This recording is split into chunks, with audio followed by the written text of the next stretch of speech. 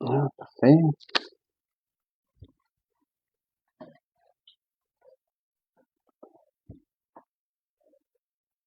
On est correct? Ben, je parle. Mhm. C'est bon? OK. Donc, bonsoir à tous. Je suis heureux de vous retrouver ce soir. J'espère que vous allez bien. J'espère que jusqu'à présent, vous avez passé une belle semaine. Donc, avant d'enchaîner avec ce que l'Esprit veut nous donner ce soir, je vais nous conduire à prière comme à notre habitude.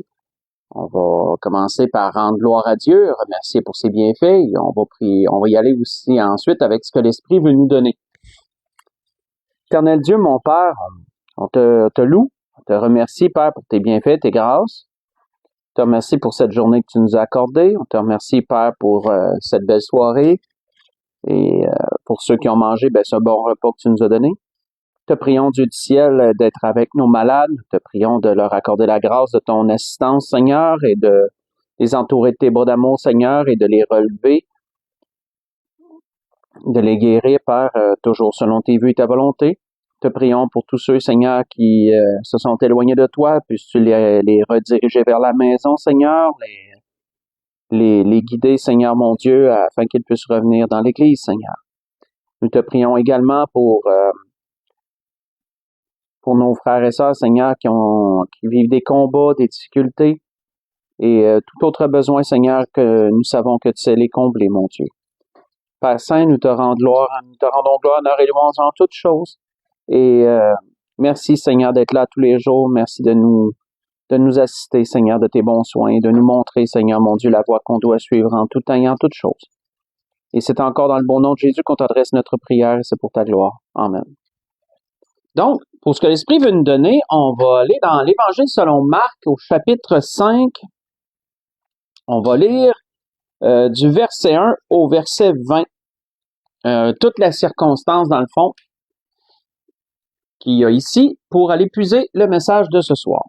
Donc, dans l'Évangile selon Marc, chapitre 5, verset 1 au verset 20.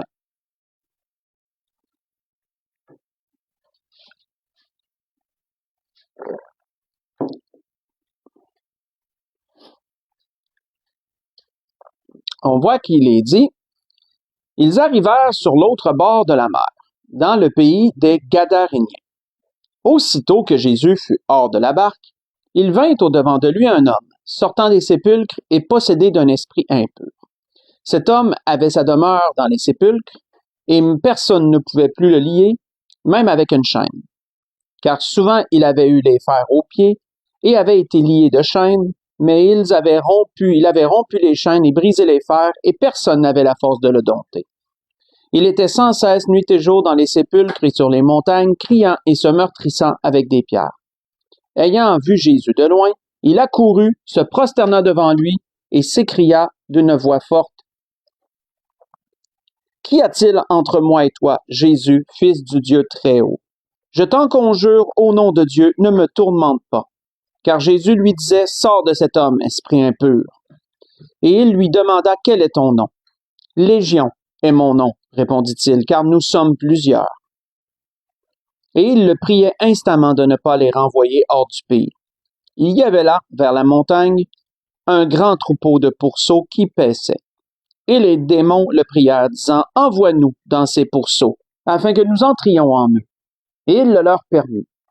Et les esprits impurs sortirent, entrèrent dans les pourceaux, et le troupeau se précipita des pentes escarpées dans la mer.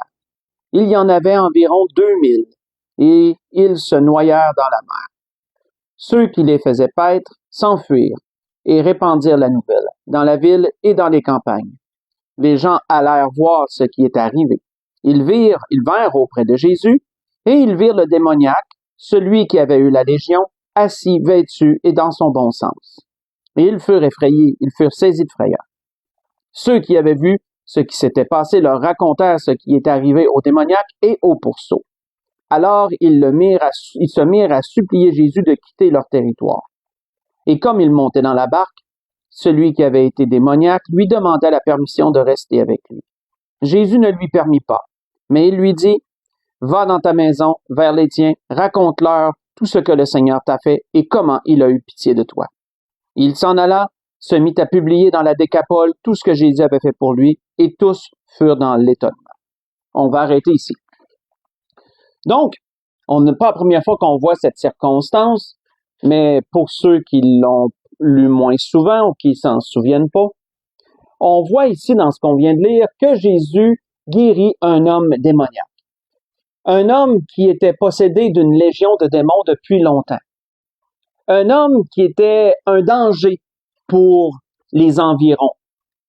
Vous vous souviendrez certainement, dans Matthieu, j'ai noté cette parole qui le démontre, ou pas Matthieu, Matthieu, lui, nous dit ce que Marc nous a pas dit, il nous dit une chose que Marc nous a pas dit. Matthieu, lui, nous spécifie que les démons étaient si furieux que personne n'osait passer par là. Vous voyez ça dans Matthieu 8, 28. Autrement dit, la région où cet homme terrorisait, où cet homme était, il terrorisait les gens, de sorte que il y a même pas personne n'osait passer par l'endroit où est-ce que ce démoniaque se tenait. Donc, on voit ici que Jésus, à travers ce qu'il avait fait, venait de rendre un grand service à ces gens. Il avait pacifié quelqu'un qui était fou. Il avait ramené le calme dans une région où les gens n'osaient plus s'aventurer pour pas tomber sur cet homme. Mais on voit que, parallèlement à cela, Jésus avait exterminé, pas de lui-même, mais à cause qu'il avait permis à une légion de démons de posséder les porcs, parce que les pourceaux, c'est des cochons, des porcs. Et Jésus avait causé une perte financière absolument colossale à ces gens-là, puisque 2000 porcs, ça devait valoir quand même quelque chose à ce temps-là. Aujourd'hui, ça vaudrait beaucoup, en tout cas. Et à ce temps-là, ça devait sûrement valoir beaucoup. Mais Jésus avait causé une perte financière colossale aux habitants du pays en permettant que 2000 porcs soient tués, dans le fond, se jettent dans la mer et meurent dans la mer. Mais on voit que ces gens, qui pourtant auraient pu remercier Jésus pour cet homme qui était enfin guéri de son mal, que ça faisait quand même longtemps que la Bible nous dit, plusieurs années, on peut s'imaginer que cet homme était possédé comme ça et que ces gens-là le savaient puis qu'ils n'avaient pas pu en venir à bout d'aucune façon. Ces gens auraient pu remercier Jésus. Ils auraient pu être heureux pour cet homme qui finalement avait enfin la paix. Mais on voit que leur réaction a été de supplier Jésus de s'éloigner d'eux. Et ça, frère et sœurs, c'est particulier. Ils n'ont pas simplement demandé à Jésus de s'en aller, ils l'ont supplié de s'en aller. C'est quelque chose. Mais la grande question qu'on pourrait se poser, pourquoi ont-ils réagi comme ça? Mais premièrement, il faut répondre à certaines questions pour explorer ensuite cette piste, cette réflexion. Pourquoi lui ont-ils demandé cela, Jésus? Mais premièrement, il faut se souvenir c'était qui les Gadaréniens? D'où venaient-ils? Quand on fait les recherches, et j'avais déjà fait un précédent message sur ce point spécifique, vous pourrez vous y référer s'il est encore sur Facebook, je suis pas sûr, mais il doit être certainement sur notre page YouTube. Si vous le trouvez plus dans Facebook, parce qu'il supprime après 30 jours maintenant. Mais YouTube, eux autres ne suppriment pas, en tout cas pas encore. Donc, si on revient à notre sujet, les Gadaréniens étaient les anciennes tribus d'Israël qui étaient restées de l'autre côté du Jourdain. Si vous vous souvenez, il y avait 3 tribus. Lorsqu'ils ont arrivé avec Moïse à cette section de la terre promise, parce que Moïse n'a pas pu entrer, il n'a pas pu traverser le Jourdain, mais quand ils sont arrivés aux abords, il y a 3 tribus qui ont trouvé que les contrées verdoyantes et les plaines et tout ce qui était beau de ce côté-là du Jourdain, pour leurs troupeaux, ils ont voulu rester là, eux. Ils n'ont pas voulu entrer avec leurs frères dans la terre promise, avoir leur part où Dieu leur avait donné dans la terre promise. Non, ils ont voulu quelque chose en dehors, eux autres. C'est la tribu de Ruben, de Gad et de Manassé. Si vous voulez vous y référer, vous voyez ça dans Nombre 32. Mais on voit que ces tribus-là, eux, étaient restés à l'écart du reste d'Israël qui avait traversé le Jourdain et conquéri la terre promise et pris leur portion respective de territoire. Eux étaient restés en dehors. Et avec le temps, avec les époques, ben, ils se sont fait helléniser. Helléniser qui veut dire qu'ils se sont fait influencer par la culture grecque, de là le terme helléniste qui réfère à la culture grecque, se sont fait helléniser. Les païens sont venus habiter au milieu d'eux, et de sorte que leurs mœurs et leur façon de vivre est devenue pas mal comme les païens de ce temps-là. Ils étaient méconnaissables comme juifs, mais ils faisaient partie quand même du peuple de Dieu. Et c'est pour ça que Jésus a pris la peine de traverser les eaux pour aller les visiter. Parce que, quoique certains peuvent penser que les Gadaréniens étaient des païens, il n'en était rien. Puisqu'il faut se souvenir que qu'est-ce que Jésus avait répondu à la femme, là, je fais un petit peu juste une petite sortie du sujet pour nous ramener ensuite, mais juste pour appuyer ce fait.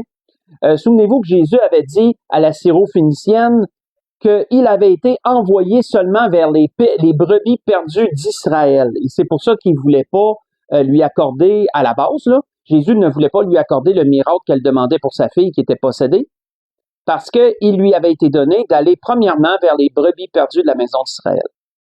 C'est une phrase importante qui nous aide à comprendre ceci. Si Jésus a pris la peine de traverser la mer pour aller dans ce territoire-là, ben c'était parce que les Gadarniens étaient des Juifs et ils faisaient partie des brebis perdues de la maison d'Israël. Et Jésus voulait aussi leur rendre un témoignage. Et on voit que ces Juifs qui étaient devenus quasiment comme des païens, pourquoi disons-nous cela? Ben, les troupeaux de pourceaux qu'ils élevaient en est la preuve, parce qu'aucun Juif n'aurait élevé des cochons, puisque c'était considéré comme un animal impur. Et donc, aucun Juif n'aurait voulu élever des cochons, ça leur a été contre la loi de Moïse et contre leur façon de vivre, puisqu'ils ne pouvaient pas manger ces animaux-là, les consommer d'aucune façon, puisqu'ils étaient impurs. Ça nous démontre où en étaient un peu les Gadaréniens dans leurs mœurs, dans leur façon de vivre. On voit que ces gens-là, et là on peut comprendre un peu qui ils sont, d'où ils viennent, qui ils sont, et on voit que ces gens-là, lorsque Jésus a guéri cet homme, ils n'ont pas été capables de se réjouir qu'un enfant de Dieu, qu'une personne de leur peuple, du peuple de Dieu, ait été guéri. Ils ont plutôt considéré la grandeur de la perte financière qu'ils venaient d'avoir là. Ils avaient perdu au-dessus de 2000 têtes de porc. Et pour eux, d'avoir été dérangés dans leur confort, d'avoir été dérangés dans leurs finances, a été plus grave qu'un homme qui a été guéri. Ça vous démontre tristement l'état d'esprit de ces gens-là.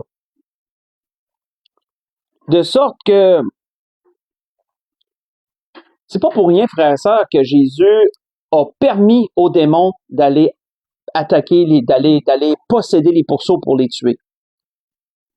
Certains y voient le fait que c'est des animaux impurs, donc il est normal que des esprits mauvais, des esprits impurs aillent dans des animaux impurs.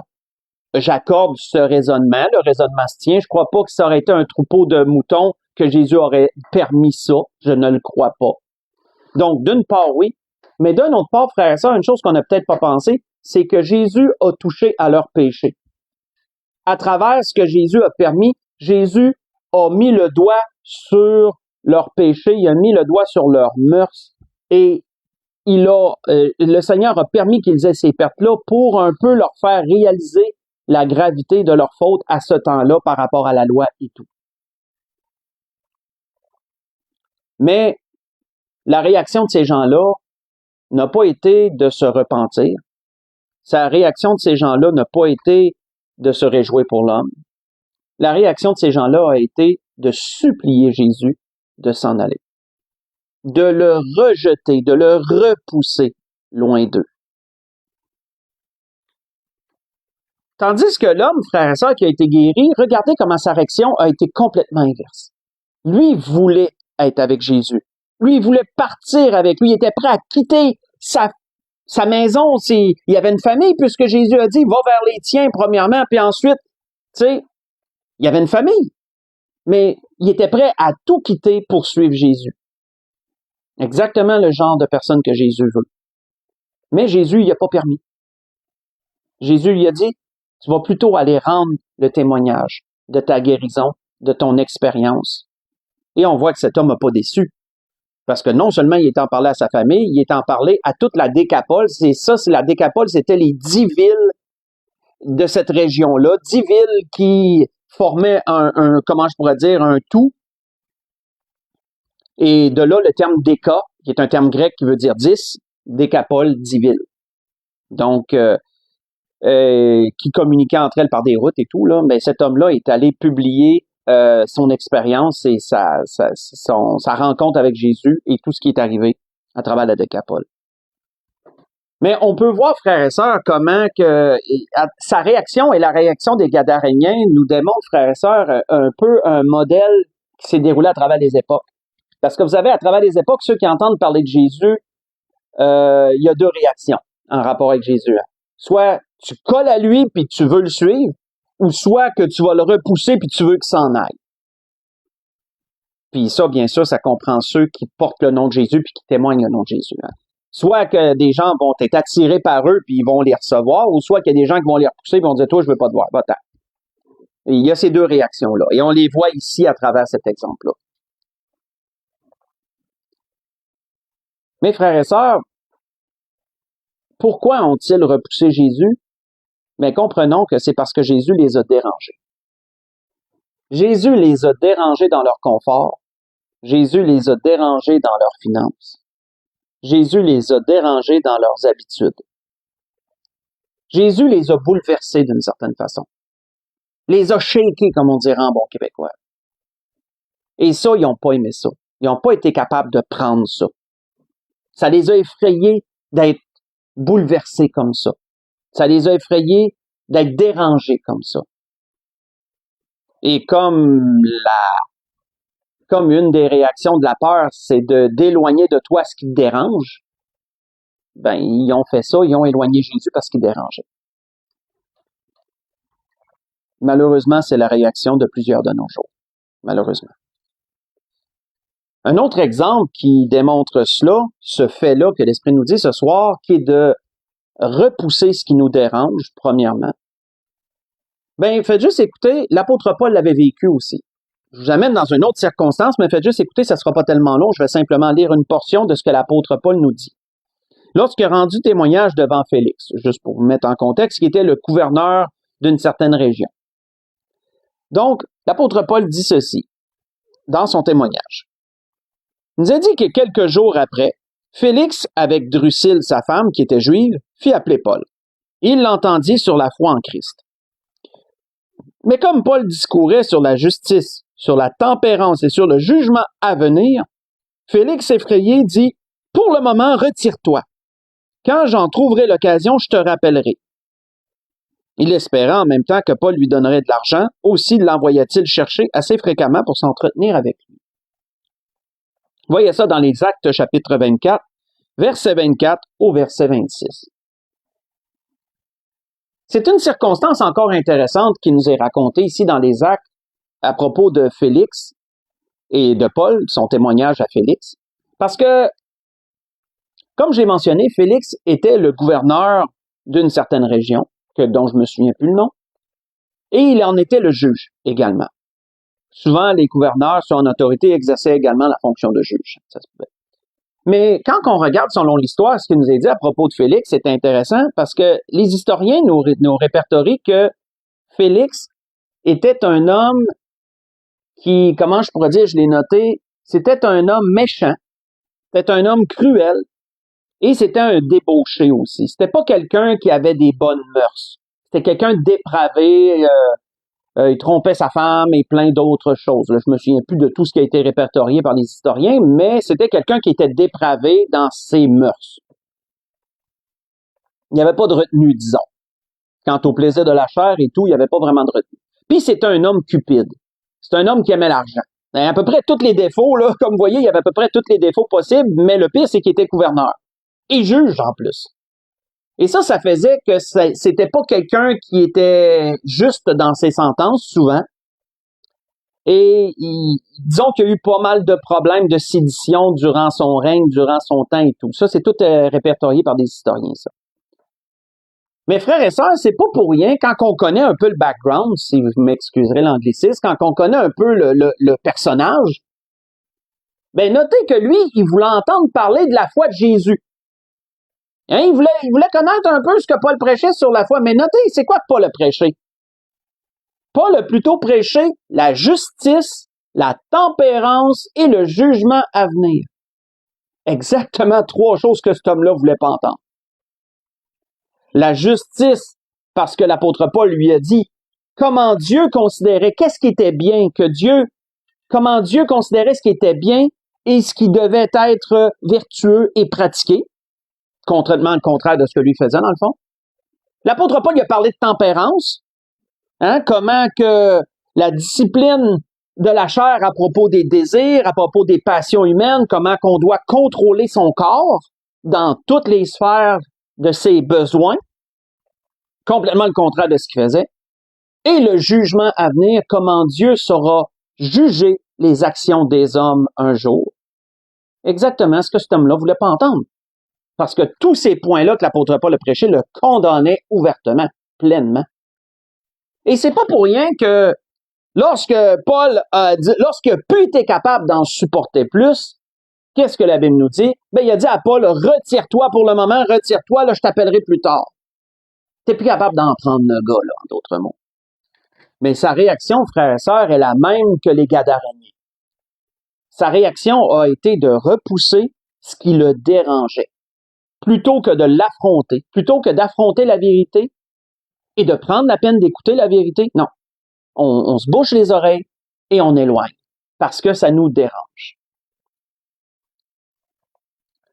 Malheureusement, frères et sœurs, notons que c'est la réaction de beaucoup. Encore de nos jours. L'être humain reste être humain autant à ce temps-là qu'aujourd'hui. Encore de nos jours, si quelque chose nous dérange, notez la réaction. Si vous l'avez vu ou si vous l'avez vécu, ben ce qui vous dérange, vous allez avoir impulsivement l'envie de le repousser. Vous ne voudrez pas affronter ce qui dérange. C'est pas une réaction charnelle facile. C'est une réaction charnelle que de repousser. C'est pas une réaction naturelle que d'affronter ce qui dérange. Et combien de fois Dieu, pourtant, va nous demander d'affronter ce qui nous dérange? Pourquoi? Parce que si ça nous dérange, il y a peut-être une raison. Bien sûr qu'il y a des choses mal qui peuvent nous déranger, et ça, c'est correct que ça nous dérange. Mais on va être capable de dire que c'est mal, puis que c'est pour ça que ça nous dérange. Mais parfois, il y a des choses, frères et sœurs, qui vont nous déranger, qui vont être bonnes, et selon Dieu, soit en parole, soit en geste, et notez qu'on va être quand même dérangé. Notez que quand que vous essayez de témoigner quelqu'un qui n'est pas sauvé, c'est une réaction fréquente que de se faire ignorer ou de se faire montrer qu'on veut pas vraiment, on n'intéresse pas, notre discours il est pas intéressant, on n'intéresse pas la personne. Soit que la personne va changer de sujet, soit qu'elle va prétexter qu'elle a besoin d'aller faire telle ou telle autre chose, ou soit qu'elle va carrément vous dire, ben désolé, je veux pas entendre ça, t'as tes croyances, j'ai mes croyances. Et combien de fois je l'ai entendu celle-là? T'as tes croyances, j'ai mes croyances. Tu sais, genre, va ailleurs. Ben ça, frères et sœurs, c'est parce que ça dérange. Ça dérange et c'est de la réaction humaine que de repousser ce qui te dérange. Maintenant, il y a une autre réaction qui est tout aussi humaine à propos de ce qui nous dérange. Si vous voulez tourner avec moi, on va aller voir cette deuxième réaction et c'est dans Jean 6 qu'on va la voir. Dans l'Évangile selon Jean, chapitre 6. Une deuxième réaction que vous allez voir qui est pas mal similaire à la première, qui est une réaction humaine, charnelle, lorsque quelque chose nous dérange. Dans Jean chapitre 6, si on lit à partir du verset 60 au verset 69, on la voit. Et pour vous mettre dans le contexte, Jésus venait de prêcher un message dans une synagogue, un message qui a été très mal pris de la part des Juifs qui l'ont entendu, même des disciples. Les disciples ont été troublés par le message et beaucoup de Juifs l'ont mal pris. Pourquoi? Parce que Jésus a parlé de sa chair et de son sang, de sa chair comme d'une nourriture et de son sang comme un breuvage. Ce qui s'apparentait au cannibalisme. Et bien sûr que vous pouvez vous en douter, selon la loi, le cannibalisme est une abomination. Je sais même pas si la loi en parle, mais c'est juste de s'imaginer. On sait que c'est quelque chose qui se fait pas. Mais les paroles de Jésus ont été très mal prises parce que ils n'ont pas compris le sens où Jésus l'amenait. Mais ça a été volontaire de la part du Seigneur. Le Seigneur aurait pu choisir un discours pas mal plus recevable. Mais il a choisi ces paroles-là parce que Jésus a voulu éprouver les esprits. Et qu'est-ce qu'il nous est dit à partir du verset 60? Il nous est dit que plusieurs de ses disciples, après l'avoir entendu, dire « Cette parole est dure, qui peut l'écouter? » Jésus, sachant en lui-même que ses disciples murmuraient à ce sujet, leur dit « Cela vous scandalise-t-il? » À peu près tout le monde qui l'a entendu a été scandalisé. « Et si vous voyez le Fils de l'homme monter où il était auparavant? » Voulant dire, si vous verriez le Fils de l'homme monter vers les cieux, à quel point vous seriez choqués, à quel point vous seriez comme Pourtant, ils vont le voir plus tard. Mais à ce moment-là, ils ne pouvaient pas s'imaginer ça, certainement. C'est l'esprit qui vivifie. La chair ne sert à rien. Les paroles que je vous ai dites sont esprit et vie. Donc là, Jésus clarifie à ses disciples, mais il n'a pas clarifié ça pour tout le monde. Il a éprouvé les esprits, mais il a clarifié à ses disciples, les paroles que j'ai dites ne doivent pas être prises textuellement. Elles sont esprit et vie, ces paroles-là. Mais il en est parmi vous quelques-uns qui ne croient point. Car Jésus savait dès le commencement qui étaient ceux qui ne croiraient point et qui était celui qui le livrerait. Et il ajouta, « C'est pourquoi je vous ai dit que nul ne peut venir à moi si cela ne lui a été donné par le Père. » Et notez la réaction de plusieurs. Dès ce moment, plusieurs de ses disciples se retirèrent et n'allèrent plus avec lui. Jésus donc dit aux 12, « Et vous, ne voulez-vous pas vous en aller aussi? » Simon-Pierre lui répondit, « Seigneur, à qui irions-nous? Tu as les paroles de la vie éternelle. Et nous avons cru, et nous avons connu que tu es le Christ, le Saint de Dieu. » On va arrêter ici. Notez que plusieurs des disciples se sont retirés de Jésus parce qu'il les avait dérangés. Son enseignement avait été tellement dur à recevoir qu'ils n'ont pas pris la peine de vouloir les explications. Ils n'ont pas pris la peine d'encaisser le message et de se dire qu'ils comprenaient pas ce qu'ils venaient d'entendre là, mais qu'ils comprendraient probablement un peu plus tard. Ils n'ont pas été questionnés Jésus pour comprendre s'il parlait textuellement ou non. Ce qu'on sait bien que Jésus parlait pas textuellement. Jésus n'encouragerait jamais au cannibalisme. Non, ils se sont plutôt retirés de Jésus, se sont éloignés de lui, parce qu'ils les avaient dérangés. Ça, frères et sœurs, c'est une autre réaction. C'est une autre réaction charnelle. Quand quelque chose te dérange, soit que tu vas le repousser, ou soit que tu vas t'en éloigner. Dans les deux cas, ta réaction va être similaire. Ça te dérange, tu repousses ou tu t'en éloignes toi-même, tu t'en vas. On voit qu'ici, c'est ce qu'ils ont fait. Contrairement à Félix ou aux Gadaréniens, les deux exemples précédents, qui eux autres étaient surtout attachés à leur confort, puis attachés à leurs mauvaises mœurs, puis qui avaient préféré chasser ce qui dérangeait, qui avait préféré éloigner d'eux ce qui dérangeait. Mais on voit qu'ici, ils n'ont pas été capables de supporter l'enseignement que Jésus a donné. Ils s'en sont éloignés. Ils s'en sont plutôt éloignés. Il y a un autre homme, frère et sœur, qui a vécu cela très fortement. Et c'est le prophète Jérémie. Le prophète Jérémie a vécu très fortement cette réaction-là des hommes, de s'éloigner de ce qui te dérange. Faites juste écouter, c'est pas tellement long, mais je vais vous lire un endroit à propos de son témoignage au prophète qui démontre ça. Parce que vous savez, Jérémie était mandaté d'un message dur, c'était d'avertir le peuple d'Israël sur le jugement qui s'en venait sur eux s'ils ne se repentaient pas de leur idolâtrie et de leurs mauvaises mœurs. Et disons qu'ils ont fait payer à Jérémie de bien des façons les messages qu'il donnait de la part de Dieu, parce que eux les prenaient pas comme venant de Dieu, ils les prenaient comme venant de lui. Ça arrive souvent, ça, malheureusement, que les gens, s'ils sont pas assez spirituels, ils vont penser que ce que le pasteur prêche vient de lui et non de Dieu. Malheureusement, il y en a qui manquent de spiritualité et qui vont dans ce sens-là. Et on voit que c'était le cas du prophète Jérémie. Mais qu'est-ce qu'il disait Jérémie sur cela? Jérémie avait dit ceci. Il avait dit à Dieu, parce qu'il était découragé de se faire rejeter et qu'on s'éloigne de lui lorsqu'il voulait parler. Je ne veux pas, c'est décourageant, là. Jérémie a dit à Dieu, il dit, tu m'as persuadé, Éternel, et je me suis laissé persuader. Tu m'as saisi, tu m'as vaincu. Et je suis chaque jour un objet de raillerie, la moquerie, autrement dit. Tout le monde se moque de moi.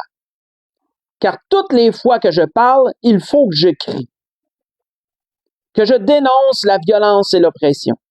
Et la parole de l'Éternel est pour moi un sujet d'opprobre et de risée chaque jour. Si je dis je ne ferai plus mention de toi, ou de lui en parlant de Dieu, je ne parlerai plus en son nom.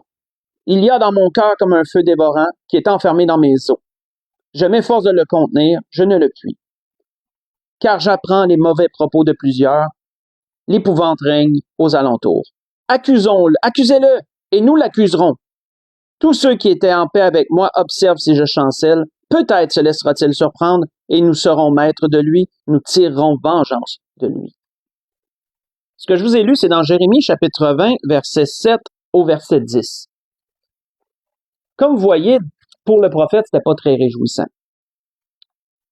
Les messages qu'il avait ne venaient pas de lui, ils venaient de Dieu, mais lorsqu'il les prêchait, les gens ne voulaient pas le recevoir, et donc ils s'éloignaient de lui, ils se moquaient de lui, ils le rejetaient, le repoussaient. Et ça, malheureusement, c'est encore une réaction qui vient des hommes, de la chair. C'est encore une réaction qui vient de la chair. On voit qu'ailleurs, même, Jérémie va dire ceci, « À qui m'adresser et qui prendra témoin pour qu'on m'écoute? Voici leur oreille est incirconcise. Ils sont incapables d'être attentifs.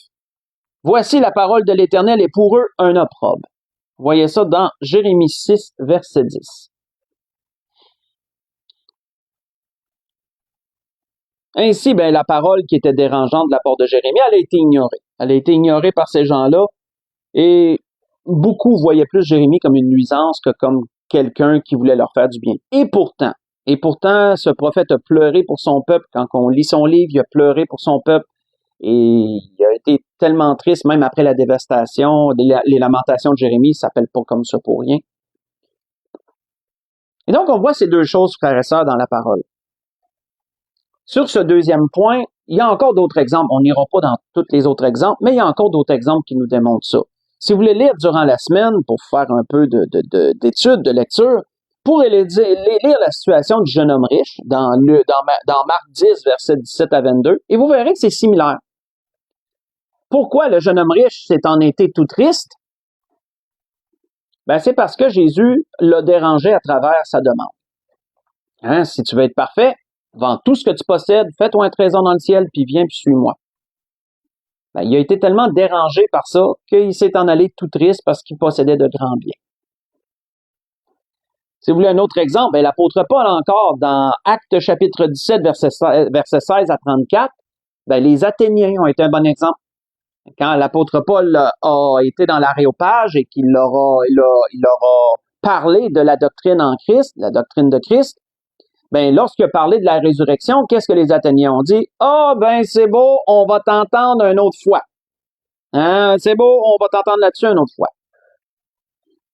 Ben encore là, frères et sœurs, ben l'apôtre Paul avait dérangé. Il avait touché une corde sensible, il avait touché des points que les Athéniens n'étaient pas capables de recevoir.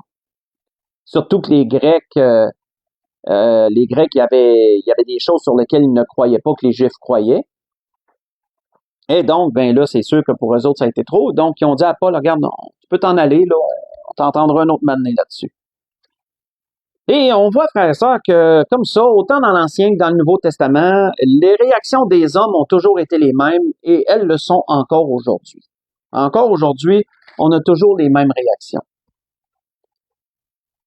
Que ce soit notre confort, que ce soit nos habitudes, un péché quelconque, tu sais, on est bien dans nos petites vies, dans nos petites affaires, puis rarement qu'on va se laisser déranger. Hein, rarement qu'on va se laisser déranger, puis qu'on va être capable d'analyser ce qui nous dérange. Puis de se poser des questions. Pourquoi ça me dérange tant que ça, ce que cette personne-là me dit, ou ce que cette personne-là fait? Pourquoi ça vient me chercher à ce point-là? Qu'est-ce qui fait que je me sens comme ça? Rarement, frères et sœurs, on va faire ce genre d'analyse, et pourtant, au lieu de vouloir, au lieu d'éloigner ou de s'éloigner, on gagnerait, frères et sœurs, à analyser nos comportements. Parce que Dieu essaie de nous parler. Et c'est souvent à travers des propos que des gens vont nous dire ou des choses que des gens vont faire. Et si ça dérange, ben c'est peut-être parce qu'il y a quelque chose à changer là, dans nos vies. Peut-être, qui sait. Mais encore là, faut-il prendre le temps d'accepter, de faire face à ce qui te dérange, puis à l'analyser froidement. À prendre du recul. Puis tu te dis, pourquoi ça me dérange? Est-ce que ça va contre la parole de Dieu? Peux-tu prouver que ce qui t'est dit mérite? Le dérangement mérite que ça cause ça? Et si t'es pas capable de dire que c'est contre Dieu ce qu'on te dit, ben, à ce moment-là, c'est peut-être toi, peut-être qu'il y a quelque chose là sur lequel travailler, quelque chose à améliorer ou à changer. Peut-être que Dieu va te parler à travers ça. C'était ce que l'Esprit voulait nous dire ce soir, frères et sœurs, tu sais, nous amener dans cette méditation d'une réaction humaine à propos de ce qui nous dérange. Est-ce que nous agissons comme Félix puis les Gadaréniens? Ou est-ce qu'on agit comme les disciples qui se sont éloignés de Jésus à cause de ses paroles? C'est une méditation intéressante. Pour conclure, ce que l'Esprit veut nous dire ce soir sur ça, on va aller dans l'Apocalypse. On va aller dans l'Apocalypse chapitre 3. Si vous voulez tourner avec moi pour la conclusion, dans l'Apocalypse chapitre 3. On va lire à partir du verset 17 au verset 20.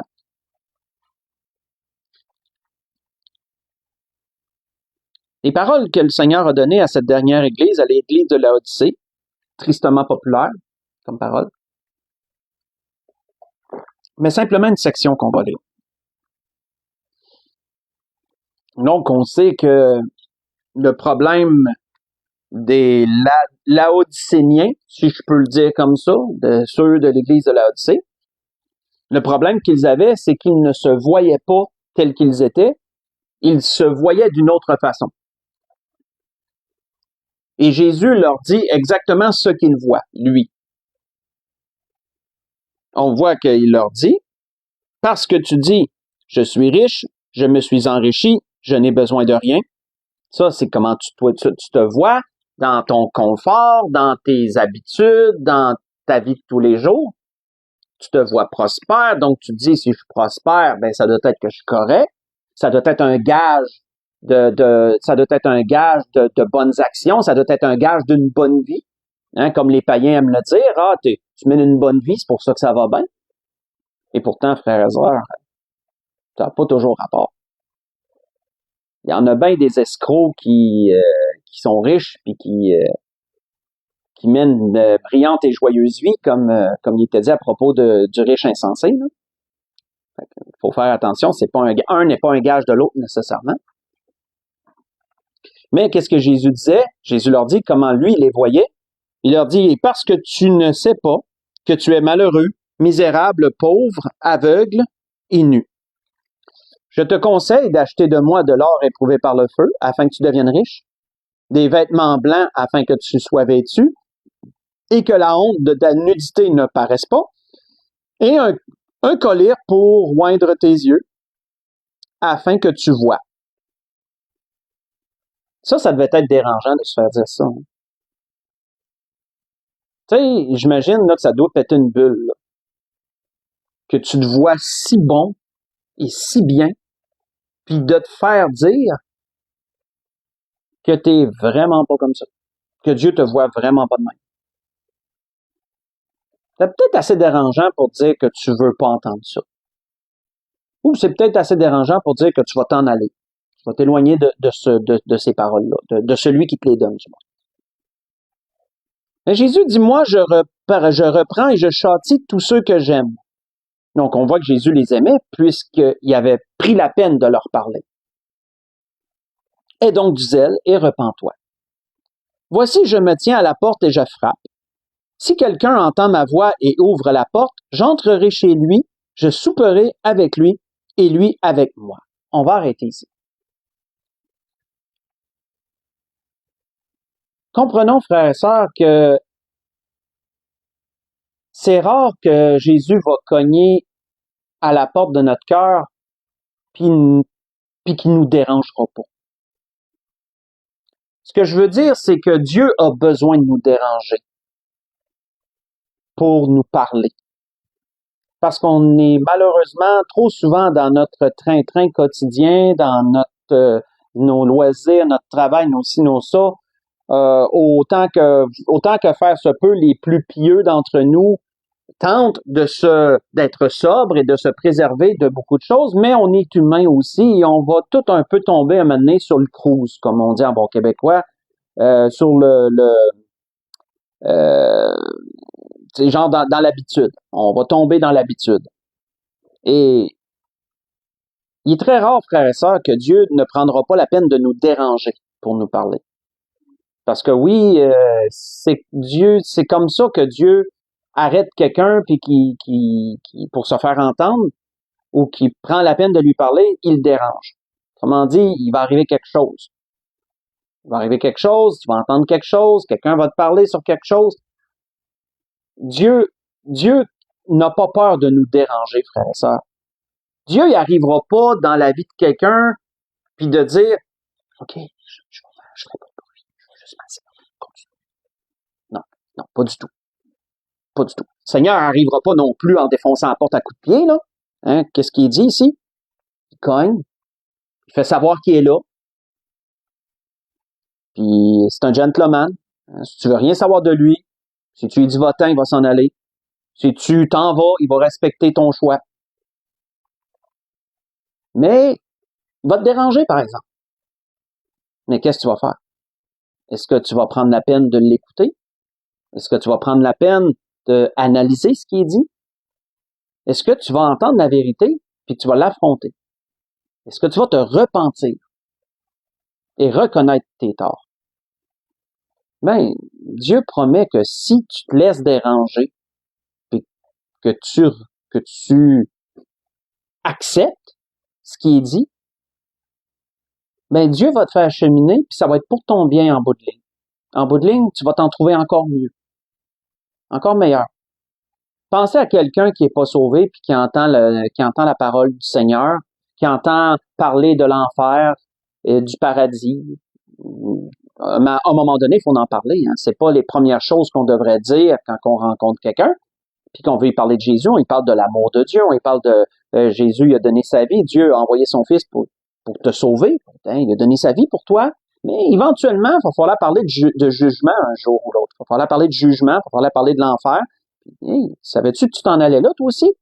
Parce que personne n'est parfait, hein? On est tous pécheurs, puis pécheur égale jugement, égale enfer, égale condamnation. Mais Dieu a pourvu à travers son Fils pour te sauver. Ben, ça dérange, ça. Ces paroles-là, ça dérange, parce que ça va complètement contre ce que le monde enseigne puis ce que le monde pense. Mais si un païen reçoit le témoignage et accepte ce qui dérange, ben, il y a des fortes chances qu'il soit sauvé éventuellement, qu'il accepte Jésus comme son sauveur et Seigneur, puis là, ça le dérangera plus pantoute. Au contraire, la même parole va plutôt l'édifier. Il va avoir un changement d'attitude. Et frère, ça peut survenir aussi pour un chrétien qui dérape, qui s'éloigne de Dieu tranquillement ou beaucoup, ou rapidement, tranquillement ou rapidement, dépendant des situations. Puis que là, Dieu permet qu'il entende sa parole, qu'il entende sa réprimande ou quelque chose. Ben, qu'est-ce que le chrétien va faire? Est-ce qu'il va se boucher les oreilles? Il va dire, non, je veux rien savoir de ce que tu dis. Est-ce qu'il va s'en aller?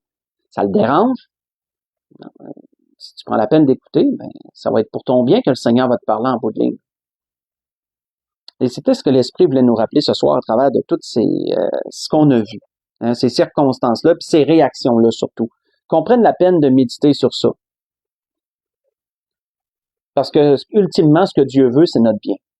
Même si à prime abord, ça peut nous sembler agressant, ça peut nous sembler dérangeant, ce que Dieu veut nous dire ou nous montrer, ben ultimement, Dieu veut toujours notre bien. Il veut toujours notre bien. Même quand il nous reprend, il veut notre bien. L'auteur aux Hébreux en parle de ça. Que tout châtiment est d'abord une peine, mais pour celui qui l'accepte, il devient un fruit paisible de justice. Là, je l'ai dit en mes propres mots. Là. Mais voilà, c'était ce que l'Esprit voulait nous dire ce soir. Ouais. Donc, je voudrais clore sur ça et vous souhaiter à tous et à toutes un bon restant de soirée, un bon restant de semaine aussi. Que le Seigneur vous bénisse et vous dirige en toutes choses, dans tous vos besoins. Pour l'Église de l'Espérance, on va se dire à dimanche. Et s'il y en a d'autres qui nous écoutent, ben on va se voir à la fraternité de l'Église de la Grâce dimanche après-midi. Donc, bonne fin de soirée à tous. Seigneur vous bénisse.